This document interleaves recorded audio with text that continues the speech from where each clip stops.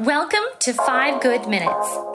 You're listening to today's inspirational message on the book of Galatians with Jonathan Thiede.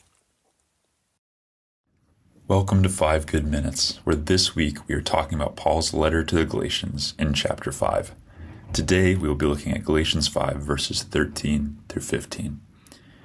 Before we do, we are coming back to this notion of freedom. And today Paul is talking about using our freedom for the right goals and the right aims. When I was younger, sometimes, especially in high school and in college, really especially in college, sometimes your professor would cancel class. And there'd be a moment of excitement. Oh, the professor canceled class is so great. I can do whatever I want now. But they would often cancel it with the prerequisite that you had to work on something else. Maybe it was a project, maybe it was a paper of some sort. And this was sort of a letdown, if you're honest. Today's message is a bit like that, what Paul says to us in verses 13 through 15. He shows us that freedom comes with opportunity to do what is both wise and unwise. With our freedom, we can slack off and play video games, or we can work on our project. But he's showing us that Christian freedom must always be used to do what is wise. And Paul defines the wise choice as something that is both humble and loving. He says we are to use our freedom to do what is humble and loving, to build others up. Let's read verses 13 through 15 together.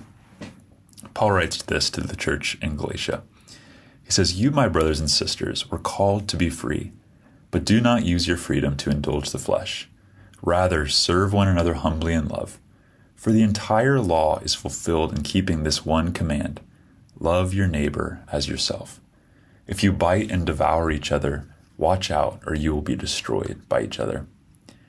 Let's break these verses down to see if we can understand them. The first thing we see is that Paul reiterates what he says earlier in the chapter, something we said on day 1 of this week. And he reiterates that the Christian life has the goal of freedom and not slavery. The Christian life is not to be something that we do only with duty, only with drudgery, only under the burden of law. But Paul says that the Christian life is one of freedom. However, Paul continues, he expands on this by implying that there is a way for us to use our freedom that actually is not in accord with God's ways. There is a way for us to use our freedom, much like me when I was in college playing video games when I should have been studying or working on a project. And he shows us that there is a way to use our freedom to harm people around us. That's what he's talking about when he says, be sure that you do not bite and devour each other. And then finally, we see that Paul shows us at the mark of someone who has experienced true freedom. True freedom in Christ is someone who uses this freedom to serve those around them. Now, why does this matter? Well, this matters to us today because it is possible to gravely misunderstand the purpose of the law. We've talked about this the past few days if you've been keeping up with us. Some people talk about the law like it is totally bad. And while the law doesn't save us, Paul's been very clear about that to this point, the law is still good. And I think Paul is trying to balance these things here. He's trying to say, even though you are not saved by the purpose of the law is love. He says that, doesn't he? He says, for the entire law is fulfilled in keeping this one command: love your neighbor as yourself. I don't know if we think about the law like that, do we? Secondly, it shows us today that when we keep score with the law, disorder and chaos in relationships naturally follows.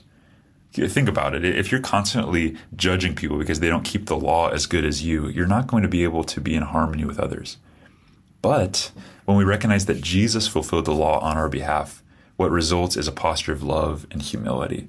This posture that says, because I'm no better than you, we can live in harmony as equals. And so we have 2 questions that we need to meditate on today as we go. First, do you believe in the goodness of the law? Do you need to reframe your belief about what the law is? Do you desire to keep God's commandments even though you are saved by faith? Even though you know that the law doesn't save you, do you desire to be like God? Then secondly, do you keep score with others with your own law? Do you judge others on the basis of your own standards? Because Christ's death was required to save us, we have no right to demean others or look down on them. Today, let's remind ourselves that we are free from sin, and therefore we should desire to obey God's law, and this will result in love and humble service with others. Thanks for joining us here today. There's a lot of great content to explore on Orchard Hill Plus and on the Orchard Hill main feed from the weekend. Have a great day.